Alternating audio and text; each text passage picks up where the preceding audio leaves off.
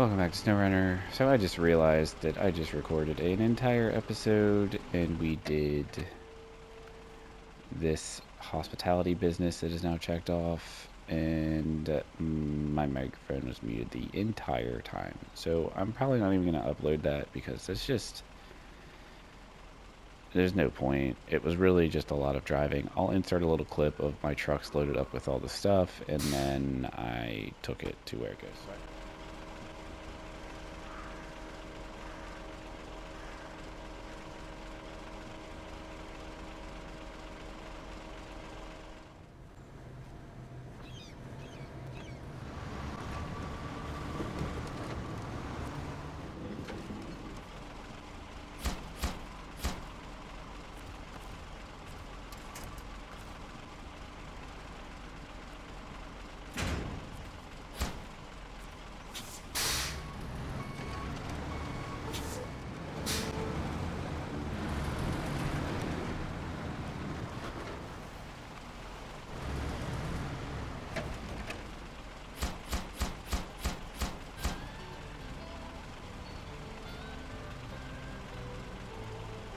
So I may cut that clip up and add bits and pieces into this episode just so you can see me deliver it and finish the job. But for the most part, I'm just going to cut that episode because there's not going to be any commentary, and I just feel like that just makes SnowRunner videos extra boring. So anyway, we're going to work on this old sawmill, and this should be pretty easy. Everything is right nearby that we need to get, so we'll just get that done, and hopefully we can get this done in the next couple episodes.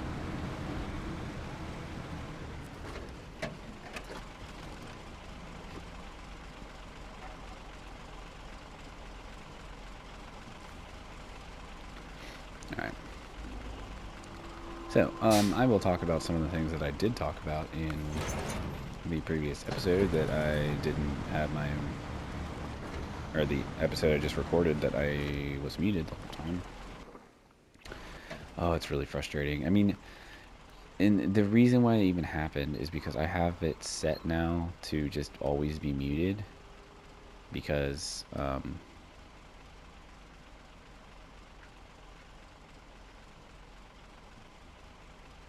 just gonna go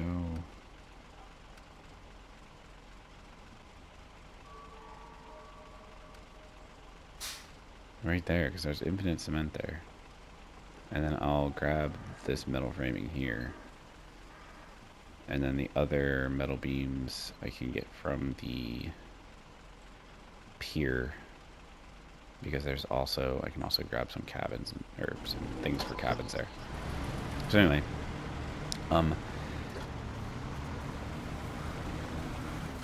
actually no, I may just get all the metal beams from up here. Either way, anyway, it doesn't matter. We'll figure that out later. So some of the stuff I talked about in the episode that I just recorded and totally was muted was just some things that I have been working on. I know there is a lot of SnowRunner cargo list or not necessarily guides, but like cheat sheets, I guess you could call them. They're all over Reddit. People make them all the time. I just wanted to make my own because I like making those kinds of things, and I like making checklists and all that stuff. So I'm not going to share it just yet because I'm not quite done with it. There's still some things I want to fix, but I have been, you know, taking my time with it and really trying to make it look nice. I've literally gone through the game and taken screenshots of all the different little cargo icons, and then cut them out of the screenshots and in GIMP, because GIMP is what I use because I'm cheap and I don't want to pay for Photoshop. So use GIMP and put them all. That's how I make my thumbnails too, with GIMP. But yeah, I cut them all out, and there's a couple that I couldn't get because, like Kola Peninsula and Amir, like obviously I've already done Amir and Kola Peninsula on these, but they're the things from those maps that are like one-time cargo transports, because they're like special mission cargoes. So like once you transport them, that you can't, there's no icon on the map anymore for it. So I had to use someone else's, and they weren't perfect because they weren't the same resolution and all that stuff, so it kind of sucks. But for right now, it's good enough. If I ever get to those maps again, I will fix them and make them look better, but for the most part, it's really just for me right now, and yeah. When I share it, I will mention it, but for right now, I am still working on it, so it's not ready to get shared. But there's tons of them out there, so if you're looking for something like that, just Google SnowRunner cargo list or whatever, and you'll find plenty of them.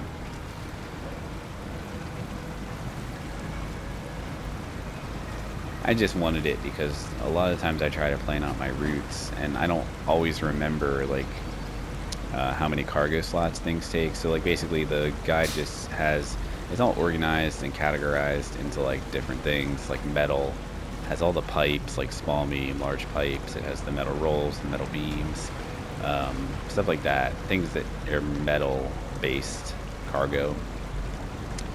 And then it has the icon of the item, like the icon that shows up there, like on the top right of the screen. There's little icons that has the icon, and then it also has the slot size that it takes up. So, like, you know, metal beams take up 2 slots in a trailer. Cement only takes up 1 slot. Concrete slabs take up 2 slots. So, like, just things like that. And then, so it just has every packable cargo in the game is on there.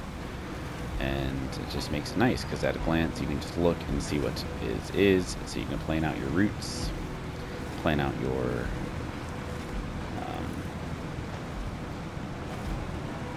whatever, your cargo, and try and be as efficient as possible. Alright, so that's the warehouse I want to go to. Do I want to go down and grab that metal framing? I guess I could, and then there's no real reason not to. But there is also metal beams at the... Wait, where do I get the slabs? I didn't even notice there's slabs on there too. From that warehouse. There's that warehouse that's pretty easy to get to. So actually, maybe instead of... Yeah, let's get get the cement, and then we'll come back across. We'll go up here and get these slabs, and then we'll deliver all this, and then we will go to the pier and get the rest of the stuff.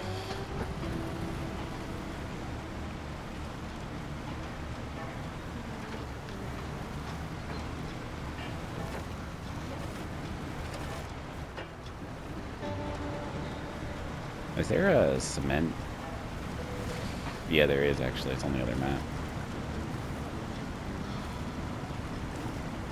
It's just funny, there's all this stuff everywhere, and like you don't even have to use half of it a lot of the time. It's kind of weird. Like, this map has so many warehouses, and there's so much cargo everywhere. So like you'd think you have to do a lot of stuff, but there's really not that much. Like, all the stuff is logs and planks after you get the sawmill up and running.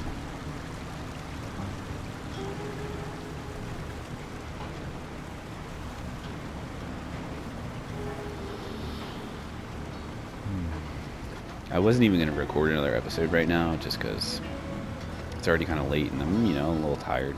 But, like, anything I can do, because I pretty much have to.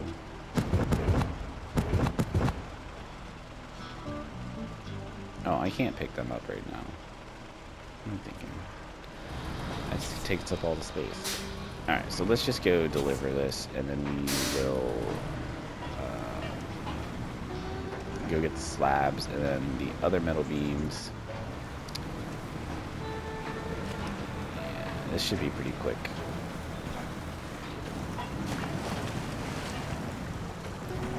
Because I do need to check the cabin creation thing, because I'm not 100% sure on what I need for it. I'm pretty sure it is just a cargo container and then 2 metal rolls. Or is it 2 wooden planks, actually? It might be 2 wooden planks. I think that is what it is. So that's kind of unfortunate. We'll have to get wooden planks from somewhere, which I don't think they're going to be too hard to get either.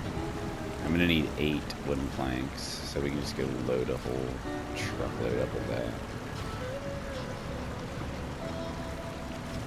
Man, I'm so mad at myself for being muted that whole time. I hate when I do that. It's just because I've been doing so good with it too. Like, I changed my setting to where my controller's just always muted unless I unmute it. So, like, I've been so good at, like, unmuting it when I start recording and recording.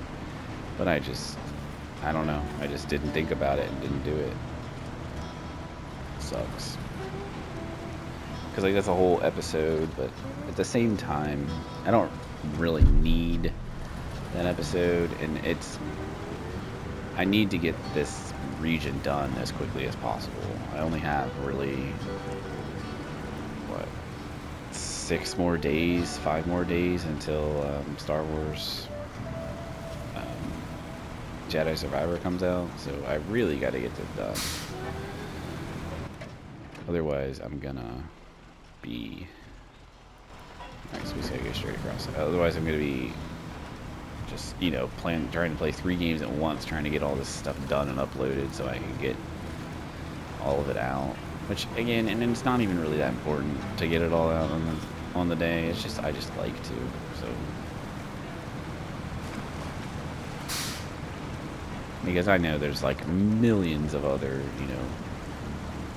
especially, like, the big YouTubers that everyone watches. Like, they're all gonna post Star Wars videos, and everyone's gonna watch their videos. No one's gonna watch my videos.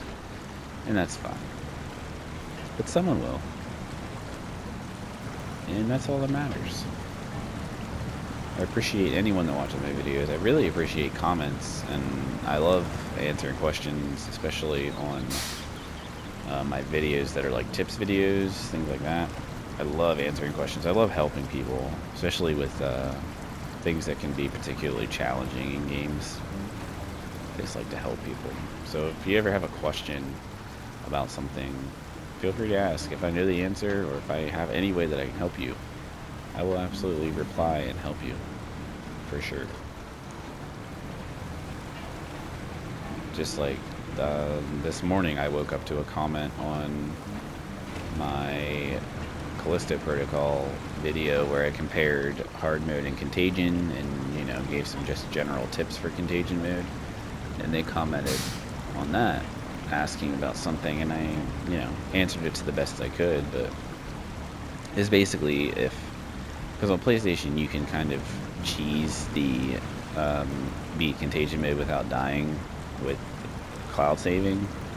You just disable auto uploads, and then just once you complete a chapter, manually upload your cloud save, and then continue playing. And if you die, when you die in contagion mode, it's permadeath, per chapter permadeath. So like you restart at the start of the chapter that you're on, or that you died in. So, but that will like null the trophy.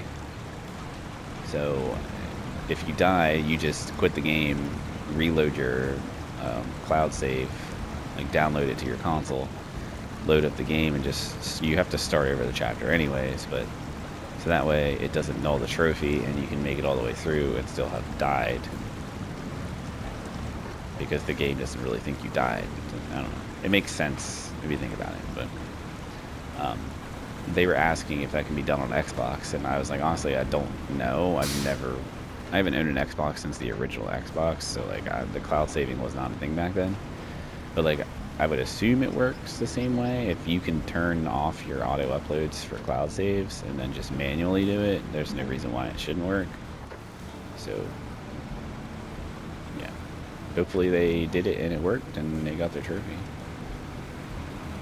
I mean, that game's not really that hard, especially when you've played it a whole bunch of times like I have, because they release freaking new trophies for every single thing they've released for it so far, which is just frustrating. But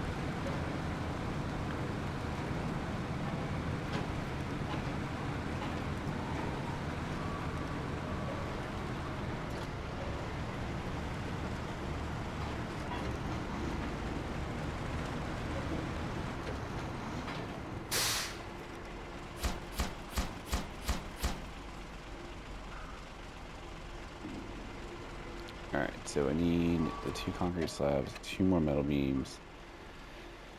So we're gonna go get the concrete slabs now. And we will get metal beams.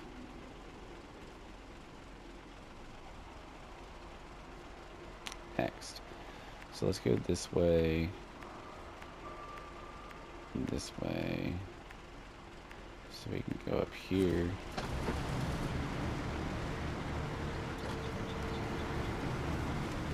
And I already feel that like tiredness creeping up on me, so I gotta try to keep myself awake somehow. I'm just gonna ramble and talk about whatever I can think about talking about.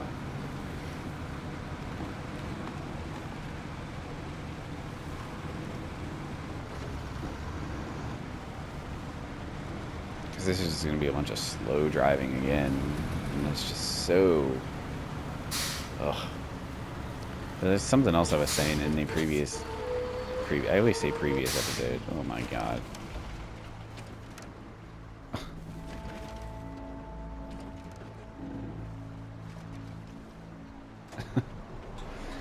In the episode that I recorded but did not have commentary because my mic was muted, I was saying that like if this map's not horrible, it's definitely not like, I don't think it's bad or by any means. I don't hate it. But it's definitely not really my favorite map, and there's just a lot of crap with it that frustrates me. Just like that right there, that was the weirdest thing.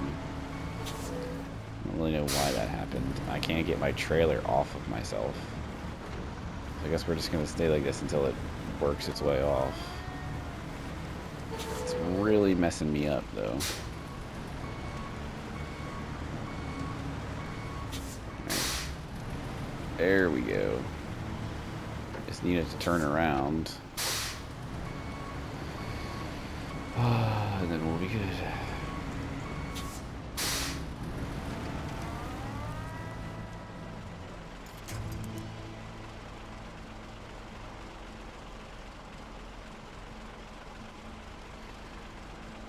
Come on, that usually works.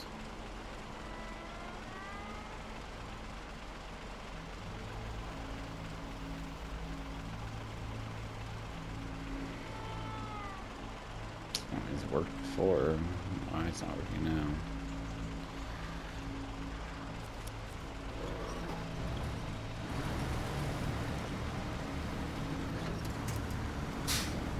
now? Alright.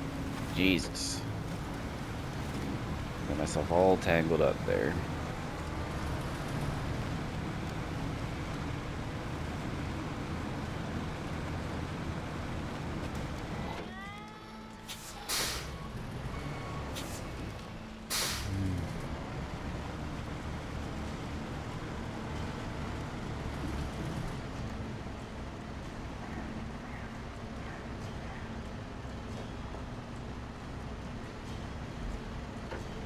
Come on.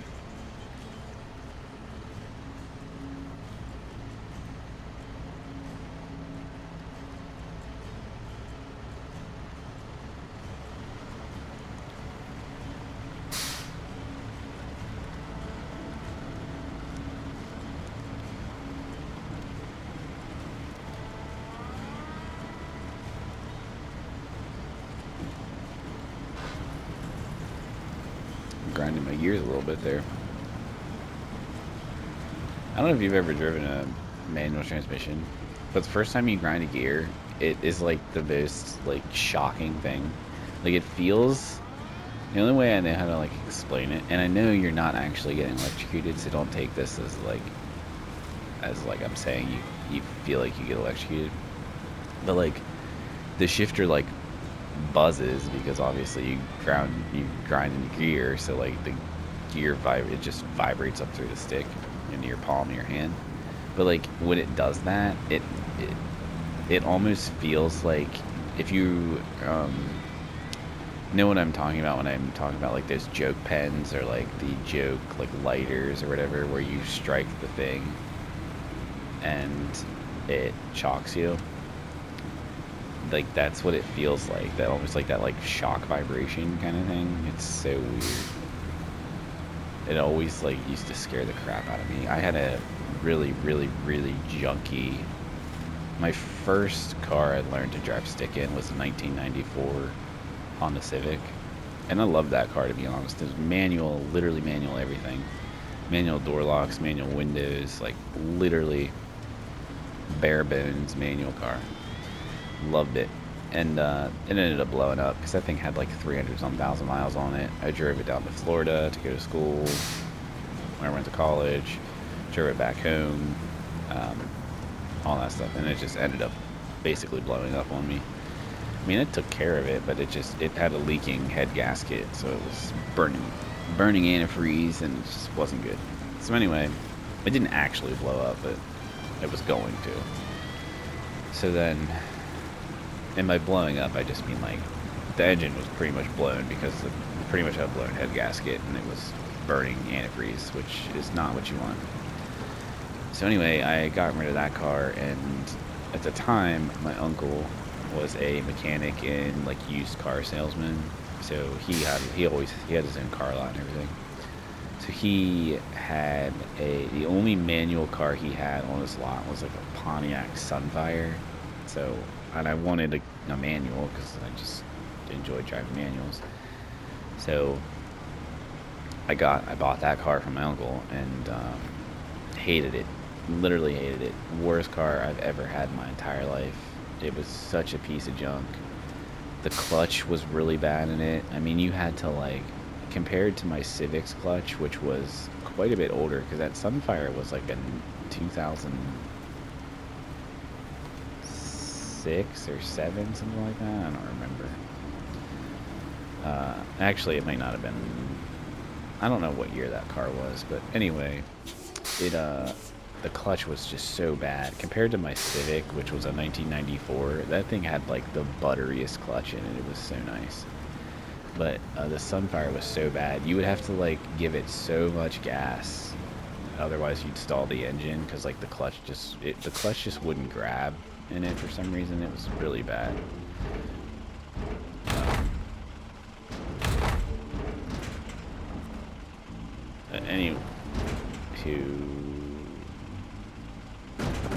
Let's grab those since we're here.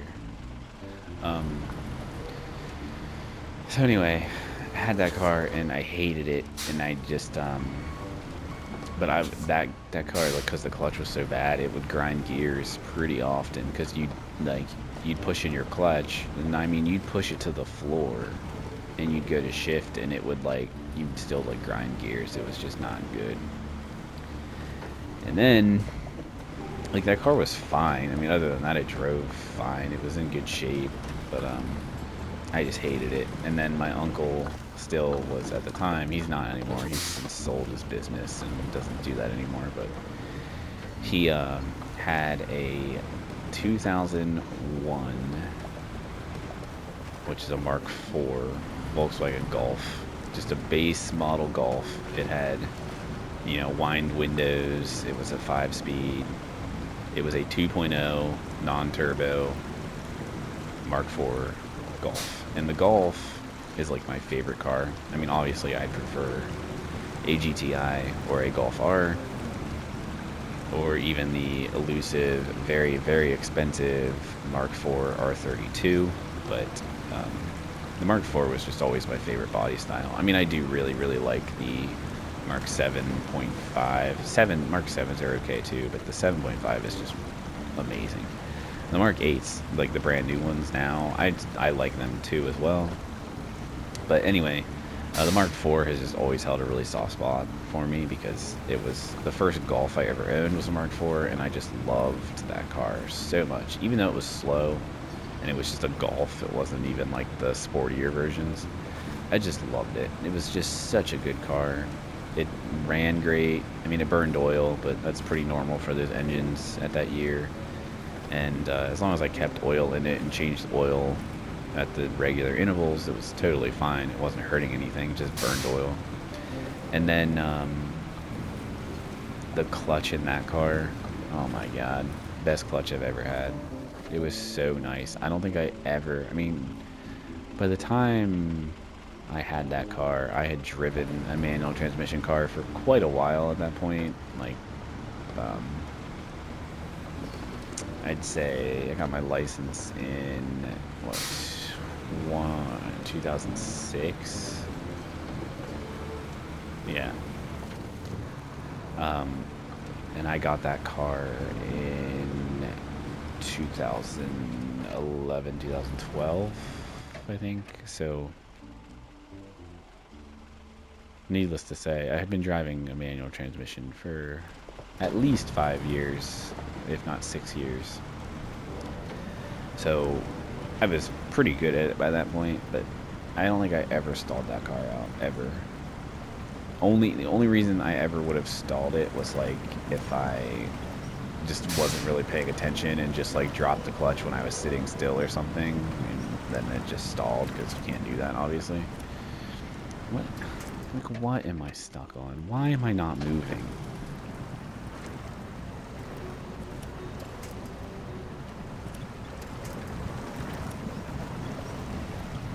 But yeah, I don't know. I went on a crazy tangent there, I know. But it was all just about grinding gears, and my Sunfire used to grind gears all the time. I would grind a gear every now and then in my Civic, but that was the car I learned to drive a manual in, so I used to grind gears in that car all the time. But my Golf, that thing was just wonderful. Now, towards the end of its lifetime, when I had it, which I'm sure that car is still out around there somewhere. I'm sure someone bought it and used it, but it was just starting to fall apart. All the stuff in the interior was breaking. My glove box broke. Like the interior fabric on the doors was starting to like fall off. Like, it was just bad. It was in pretty rough shape, and it was still burning oil like crazy. It would not have passed an emissions test because the state I live in requires emissions tests every 2 years, and it would not have passed because it had a check engine light, and that automatically fails emissions test. So there was just a lot of things like that it wasn't going to pass, and or it wasn't going to pass. We just needed to get rid of it. It was also, you know, a manual transmission car. We had at that time, we had our first son. It was only a 2-door, so getting a child in the back of that into a car seat was awful. I could not imagine doing that with the 2 children we have now. Which, granted, the one, I have a 6-year-old and a 2-year-old, so like they could climb in the car themselves now, but still, like, up to that point, it would have been rough. But there's just, I don't know. I still miss that car a lot, and we traded it in for. I'm a big Volkswagen fan, so we traded it in for a car that my wife could also drive because she can't drive a manual. She just never really, I mean, she probably could, but she wouldn't be good at it because she never really learned, and she never, in my opinion, to be able to be good at driving a manual transmission car, you pretty much have to drive it every day for a pretty realistic amount of time. At least, I would say 6 months to a year, every day driving it, to consider yourself good at driving a stick. And she just has never really done that, so she couldn't drive it. And at the time where we were living, we were living in like a townhouse, but it had a garage, but it was only for one car, and it had a small driveway. So like we would park, you know, the car that parked in the driveway would block the car that was in the garage, and I would always just let her park in the garage. So we'd always have to move cars around, and I would obviously just park on the street a lot because she would sometimes have to get up earlier than me, and just I wouldn't want to have to go move my car. She wasn't going to be able to move my car, so it just made the most sense.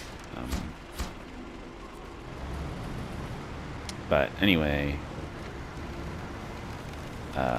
we traded that car in. They gave us like $400 for it, I think, something like that, and we bought a certified pre-owned Passat, which is also still a Volkswagen, and it was a 2017. We bought it in 2019, so it was a relatively new car. It only had like 17,000 miles on it, and to this day, we've had that car for almost 4 years now. We bought it literally on New Year's Eve of 2019.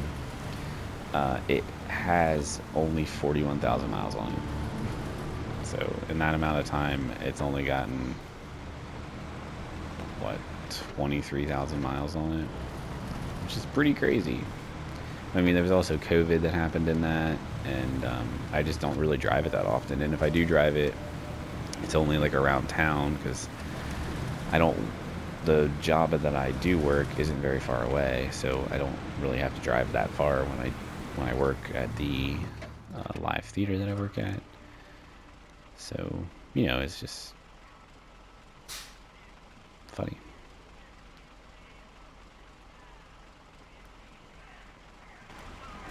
Alright, I'm pretty sure I need to take let's just go get these other metal beams, and we'll take these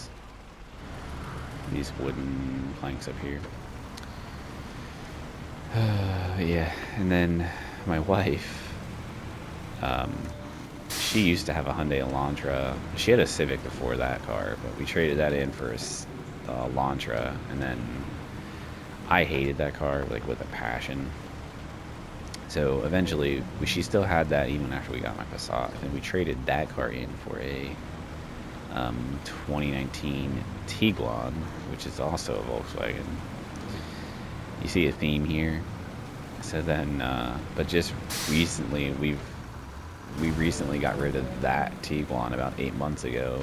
Traded it in because the Volkswagen kept calling us and wanting us to, like, they kept offering us money for it, because this was still when you could get like crazy trade-in deals, and we traded that in for a brand new 2022 Tiguan that was in our line, and it was like the black edition, so it was all black. The thing is so nice. Yeah, wooden planks. Perfect. Okay, so we'll drop those off. But yeah, so now she has a all black. He has black wheels, black exterior, black interior, black accents everywhere. It's all black. It's called an R-Line black, and yeah, we love it. It's nice. I think it's much better than her previous one, and her old T1 got rear-ended too, which was unfortunate. It was fixed by Volkswagen's collision center, but still, just, I don't know, it just sucks. It just, that kind of stuff depreciates the value of a car, and it's not even your fault because you're rear-ended. And she wasn't even like, it wasn't like an instance where she had to slam on her brakes. Well, she did, but like, it wasn't like she was on the interstate and 3 cars ahead of her slammed on their brakes. So like, she slammed on her brakes, didn't hit the person in front of her, even though the person in front of her hit the person in front of them. But then she got hit from behind. So, but it got fixed and everything, and then I don't know. I just was always kind of upset about that, and I think, I mean, obviously the most important thing was she was okay, and she was. She didn't have any issues from that. But it just always sucks when you are in a situation like that, and it's not your fault, but then your car takes damage and depreciates in value because it was in a collision. It just sucks how that all works. But end of the day, the most important thing is that your loved one is safe and not injured, and she was not. So, at least that. But we got rid of that car. Now we don't have it anymore. They gave us a crazy amount of money for that too. We basically got a brand new car for one, our insurance went down on it, and our monthly payment is lower on it than what it was for the old one. Like, it's just crazy. We wouldn't have done it for any other reason other than, like, it ended up saving us money. Like, we were paying less money a month for the new car than we were for the car we had. It's just wild how it was wild how COVID really messed with the car market. It hasn't totally come back to normal, but just like freaking dealers or dealerships are marking up Golf R's like $10,000 to $15,000 over MSRP. It's insane. Like, at that point, you might as well go buy an Audi. Like, I just never understood that. Like, you're gonna pay $60,000 for a Golf R. Like, buy an Audi. There's no point buying a Golf R for $60,000. It's just crazy. Car's a $40,000 car, $45,000 car, not a $60,000 car.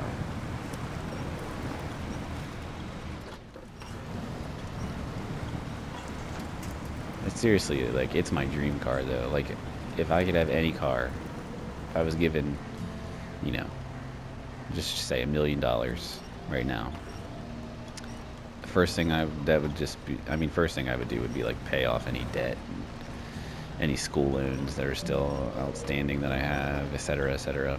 But like, I would 100% find a dealership that has a Golf R, and I would be like, I will give you the money in cash right now. You sell me the car MSRP, no markups, and I'd buy the car in an instant. It's just my favorite car. I don't need like anything like a Ferrari or a Lamborghini. I've never been real into like supercars. All I want's a Golf R. I mean, I'd even be happy with a GTI, to be honest with you. I am going the wrong way. Son of a bitch. How did I get turned around? I don't understand how I do that.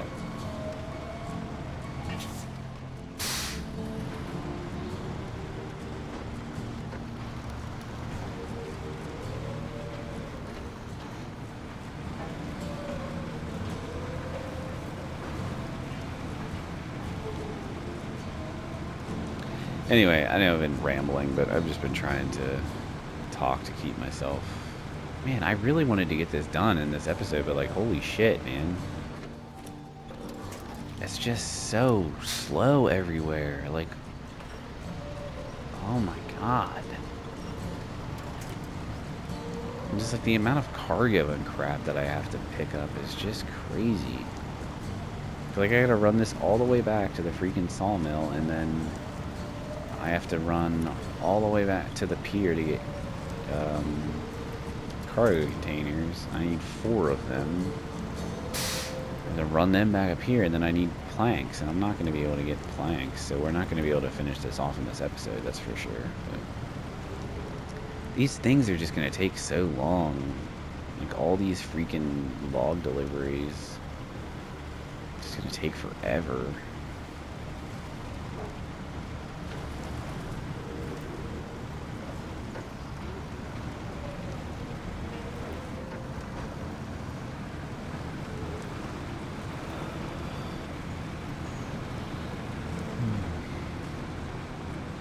I mean, I could just let this episode run long, I guess, but I still want to try to input some of those clips from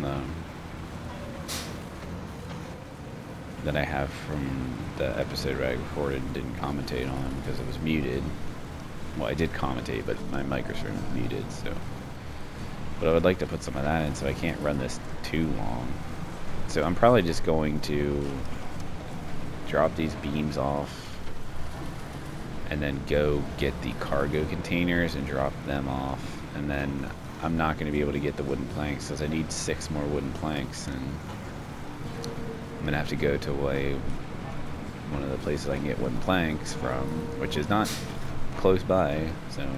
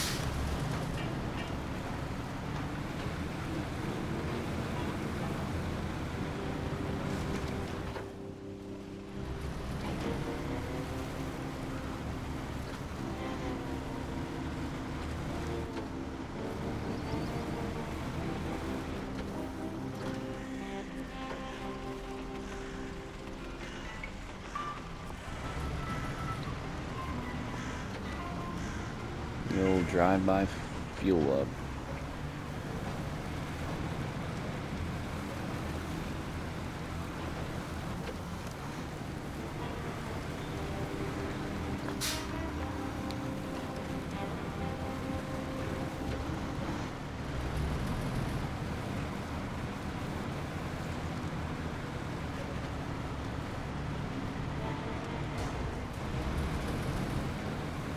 How did I hit?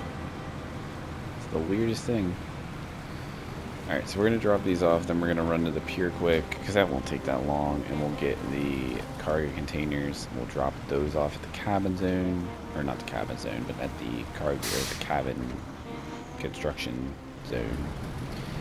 And then the next episode, we'll go get the, I'll probably preemptively load up the wooden planks, and then start the episode dropping them off at the cabin creation place, just so that I can save a little bit of time so that we can finish this off. Because like I'm gonna have to do some of that, because I can't, like, just driving around is taking up too much time, and I can't get things done. I gotta try to get this done in the next 3 episodes. That's the goal, at least. And I can't do that if I'm taking, you know, all this time just driving around.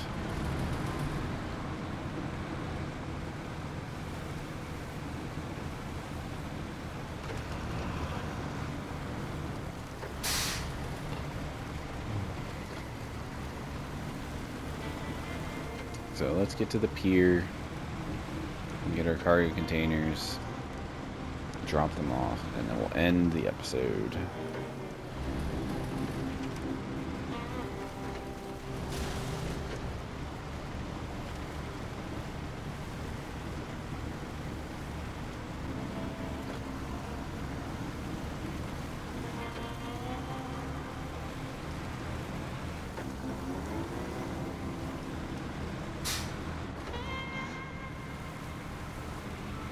I would love to try to drive one of these trucks sometime in my life. That'd be like, that's like a bucket list thing for me. Like, imagine driving one of these big off-road trucks. Honestly, if I had like a bunch of money, I would 100% try and buy one of these things too. Not necessarily like a Zeeks, but like just, you know, like an off-road truck. I mean, it'd most likely be an American off-road truck, just because I'm American. Chances of me finding in, like, you know, a Chevy or like a, whatever the American trucks are pretty high for being in America. But this is a Russian truck, so, and I believe they're called, they're not Zeeks in real life. That's just a made-up name because Sabre couldn't get the licensing for it. I can't. I know what it is. I can't think of it though.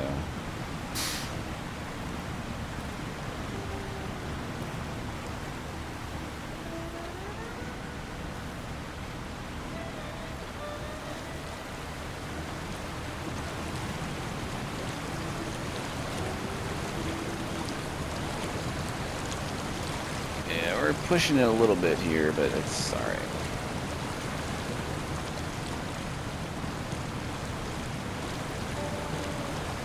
I mean, if you're watching this far, you would have already seen the clips that I put in from the episode that I messed up and didn't, that my microphone is muted. Man, I never get stuck there. Why am I getting stuck there? It's kind of weird. But I sometimes like talk about things in episodes that I don't think about. Oh god, the fact that, like, if I say something like that at the end of an episode, you would have already seen those clips if you were still watching at that point. Like, it doesn't make sense. Like, oh, I still want to try to fit those clips in. Like, you would know if I already did that or not. It's just hilarious. I don't think sometimes when I talk.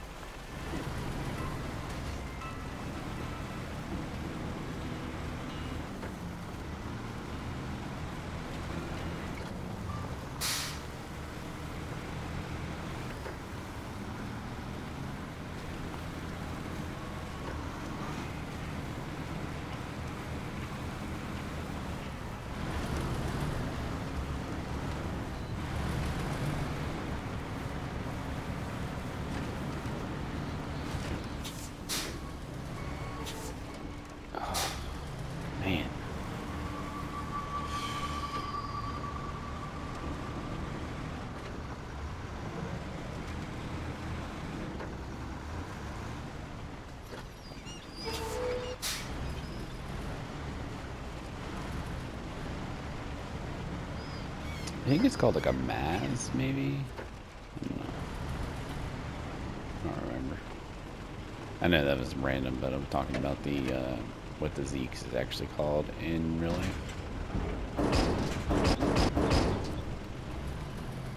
don't remember. Alright, let's drop these off at the cabin zone. Or not, I keep saying that. At the cabin construction zone, and then we're going to end it. I'll start the next episode up with the wooden planks, dropping them off, and then we can make the cabins and then drop them off.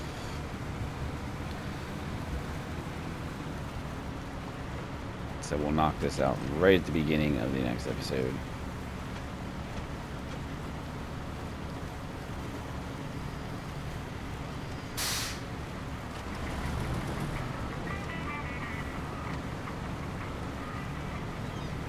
And there's a lot of like music in this area, like just radios playing random spots.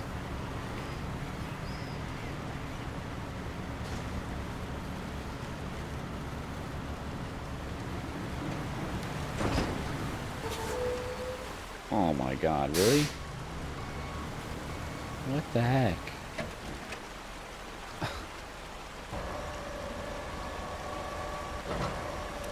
Unfortunate.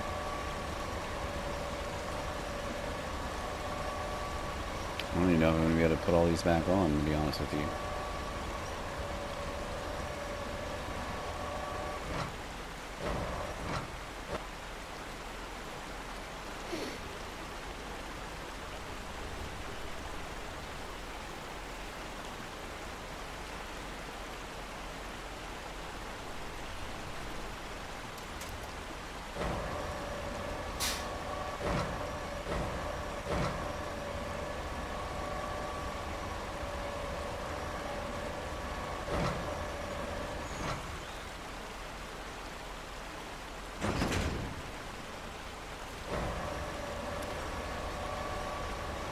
Hopefully if I stack this in on top, it'll be able to pack it.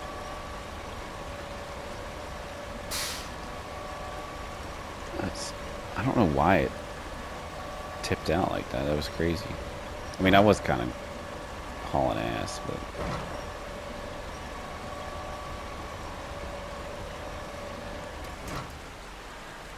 never usually...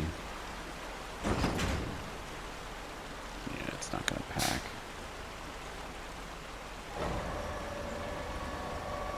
I'm just gonna have to...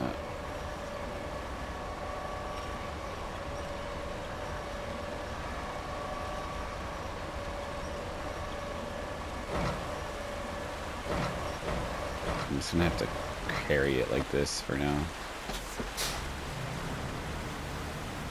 Until I get in a better position. Or I just carry it like this all the way. So I can just repack it in my... the only other thing I can do is detach from the trailer, drop it in the trailer, and then pack it when I reattach. But it's just a little difficult to do. But I gotta make it... oh.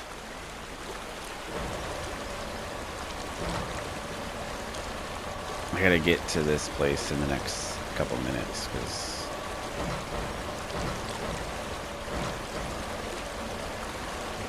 otherwise, just kind of makes my plan not work. Oh, come on. I never get stuck here. Why am I getting stuck?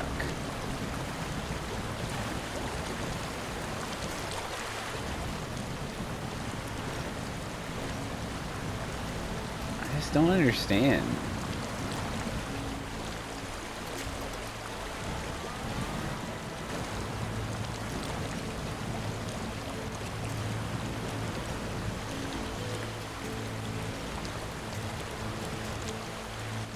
Oh, why am I stuck?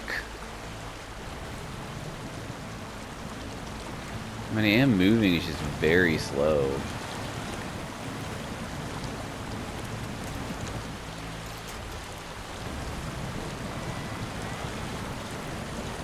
I literally never get stuck here. I don't know why I'm stuck.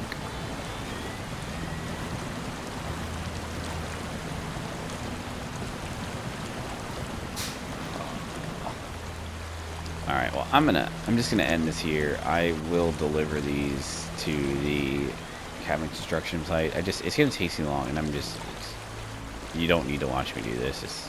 I'm just literally driving right to the cabin construction site. So I'll deliver these, drop these off. I will pick up the wooden planks, take them back, and we will start the next episode right at the cabin construction site, and I will make them, and then we will take them to the cabin zone and deliver them.